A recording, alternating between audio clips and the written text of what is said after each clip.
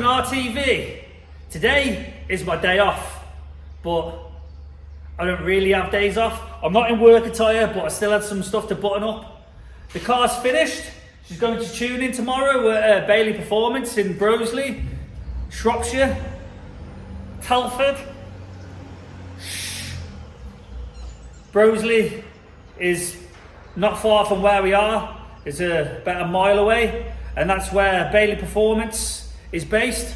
And Dale the Wizard is going to be tuning the car tomorrow to extract all the power we can get out of her. And yeah, hopefully that'll be the final episode. In this one, we're going to recap on what we've done so far to get to this point, which is we did all the pipe work, put the drive shafts and everything in, sorted a few little issues out, and yeah, hopefully you enjoy the show. Stay tuned.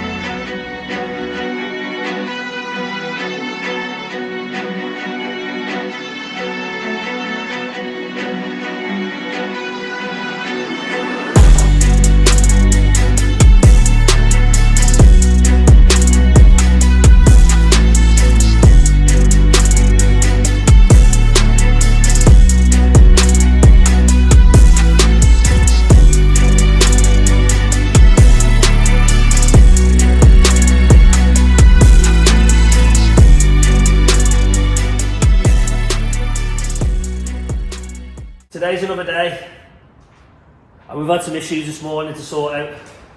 We've still got a few to sort out, but I tried to fire the car up yesterday, and it was a non-event to say the least.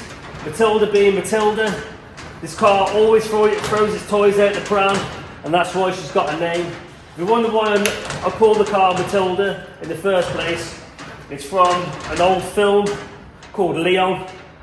And basically some little girl has a family wiped out by some drug dealers, and she gets took under the wing by some assassin, and she becomes like a little 12-year-old assassin, and that's what this is. It was my little assassin at the time, hence the name Matilda, because that's the name of the character. But another name, Matilda, is magic when it wants to be, and also doesn't do as it's told. So you could also have another interpretation of Matilda. Either way, name's Matilda for a reason, because it's never easy to deal with. And one of the leaks is underneath the turbo off a banjo bolt, and the other one is off a water pipe which goes around the side of the block and into the front of the block.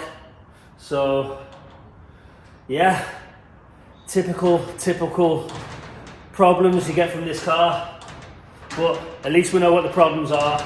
She now runs, she fires on 3 cylinders.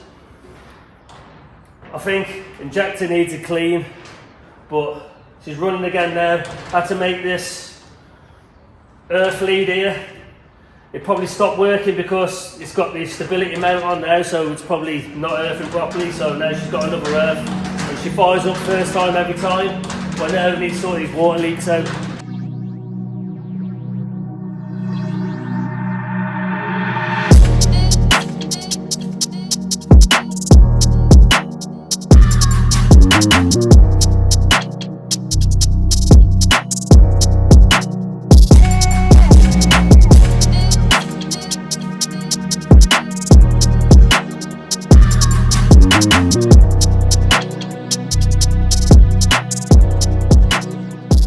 Right, you can probably see where the coolant's been leaking out. It's from this pipe here. There should be an O-ring there, but obviously it's not sat in properly.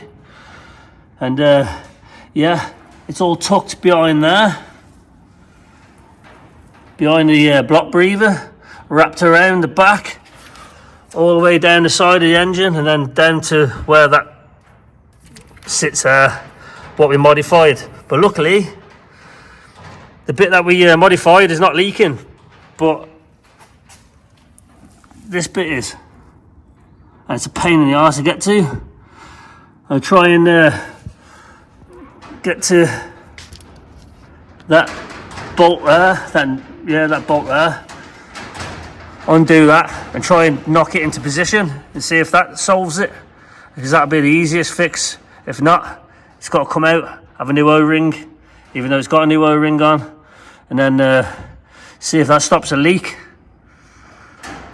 Right, I can see that the O-ring is knackered, so that's why it's leaking. It's not quite sat in right. It's pinched the O-ring, and the O-ring's gone, so it's cabbaged. So this is the old pipe, and that is the O-ring.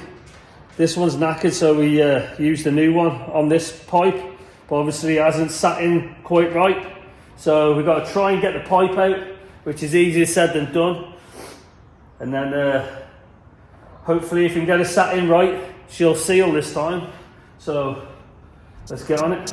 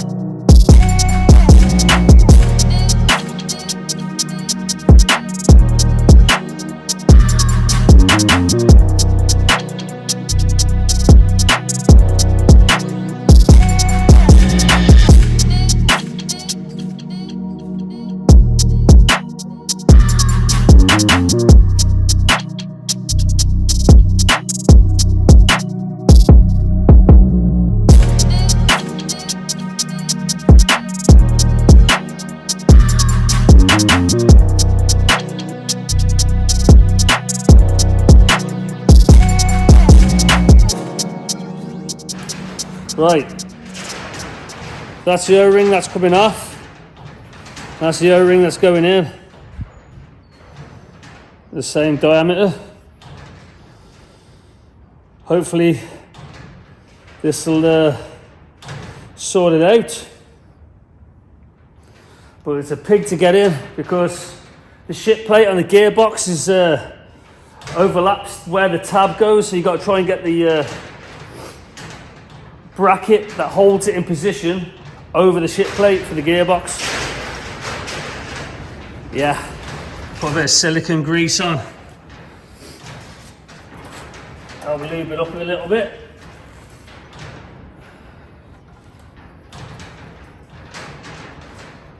Try and work it around the tube, pipe, tube, whatever you want to call it. It sits in a little recess, and that's it. So now we've got to try and get it across and into the block without damaging this one.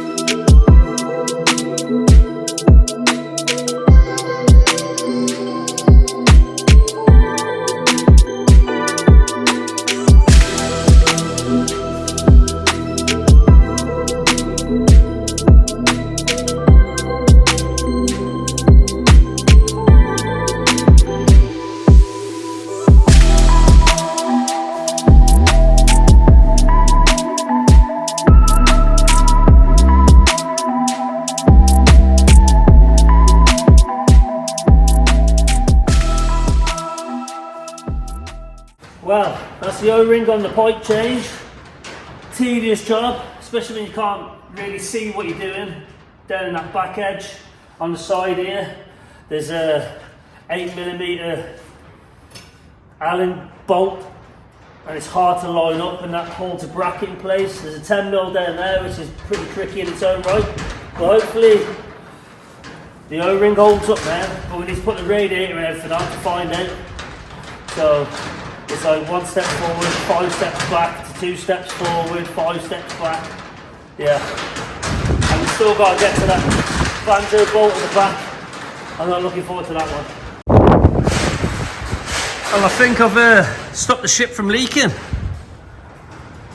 It's leaking from the banjo there and up on a turbo pipe, which is like behind that bit there. Oh boy, God, I had to cut down Allen keys and everything to get to it. So, yeah, I think I'm out of the woods. I hope. It's not leaking from that front section anymore. That new O-ring seems to have done its job. So, winning.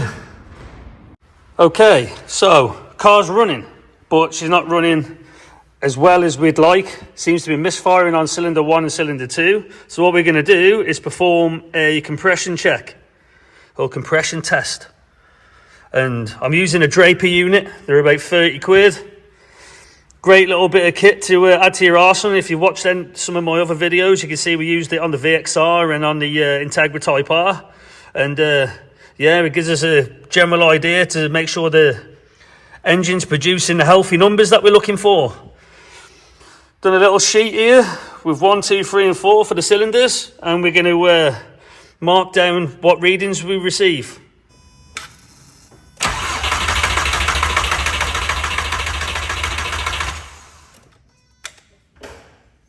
So cylinder 1, we have 210 there or thereabouts, which is pretty damn healthy, to be fair.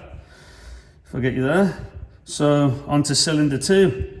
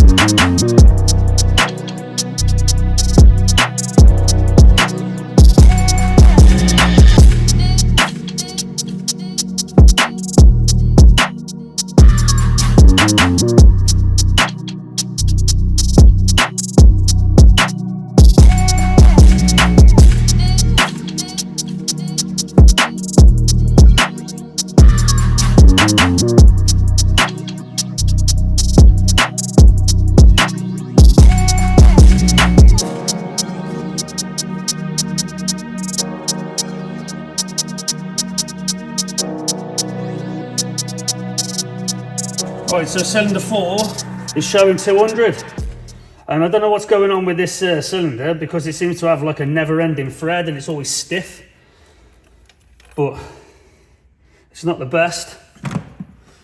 As you can see, the old plugs, PFR 6Q. 6s are no good for turbo cars, you need heat 7s, so we're going to be changing these plugs out because they look a bit naff. And they all look a bit rough. So, been to the tuner, and we've got some NGK 7s, and we're going to be fitting them next, and see if she wants to play ball and starts to run properly. So what we got here is NGK BKR 7Es. We've got a pack of 4 of them. As you can see, they're not this little pin type here. Once these start to get fluffed up with carbon, they're pretty much knackered. So we're going to drop these in, and hopefully she plays ball. The numbers are not horrendous. I've seen worse. Hopefully, with the plugs, she starts to run properly, because I'm not quite happy with it at the minute.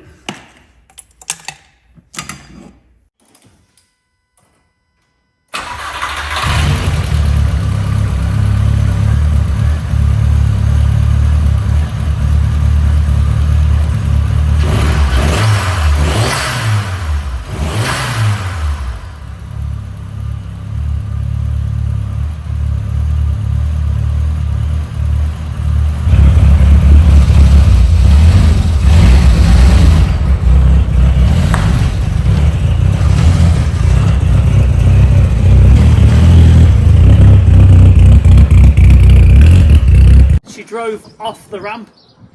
Not literally off the ramp, because that would be catastrophic, but ramp on the floor, and she drove under her own power outside. And that gives us a good excuse to give her a bit of a bath, because as you can probably tell, she's a bit minging, covered in bird shit, dust and whatnot. So yeah, bath time. Probably been over a year since she's had a bath. She used to get a regular bath with me, but she's going to have one now. So let's get to it.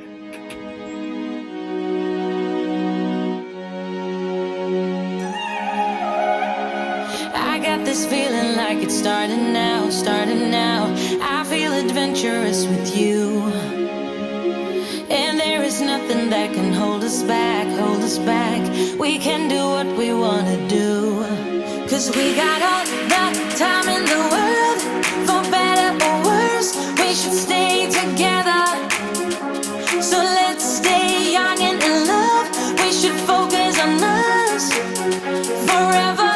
Yeah, baby, if you are feeling like I do, we could run away across the ocean. Baby, what you say? We can leave today. Anywhere we'll go, we'll be alright. It's all about you.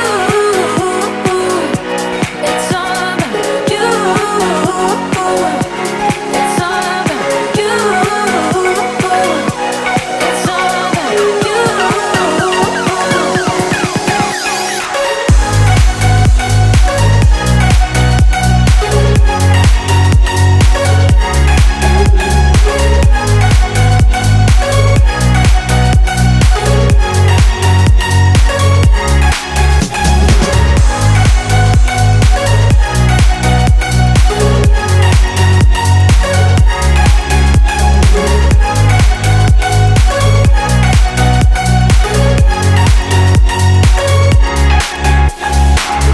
Doesn't matter if we make mistakes, which I can promise that we'll do. Just hold my hand and we will be okay. Yeah, it's true, 'cause we got all the time in the world. For better or worse, we should stay together. So let's stay young and in love. We should focus on us forever. Yeah, baby, if you are feeling like I do, we could run away across the ocean. Baby, what you say? Running and idling like a dream.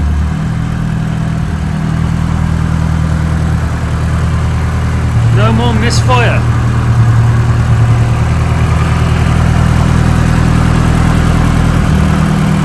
Winning.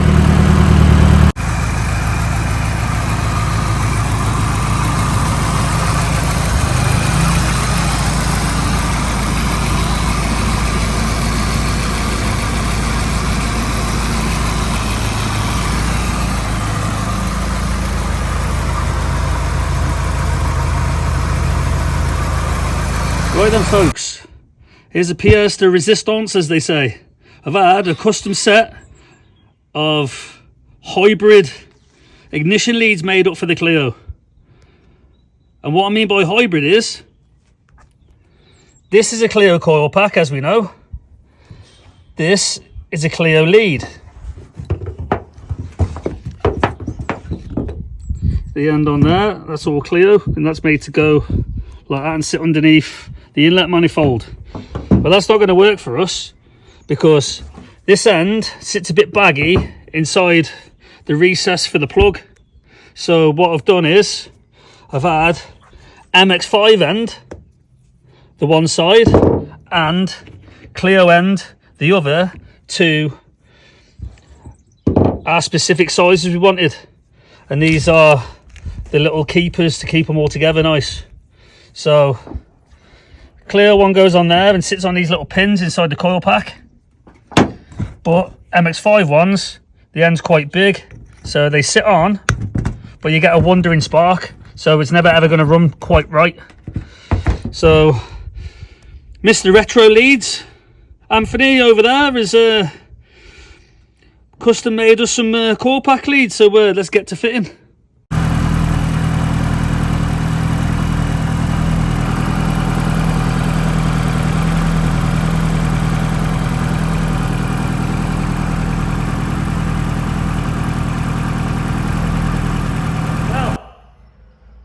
was that then?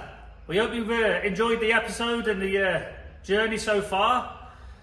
Please don't forget to like, share, subscribe, and the next episode will be tuning her and seeing what Matilda makes.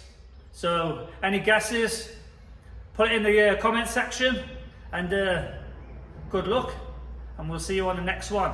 Peace out.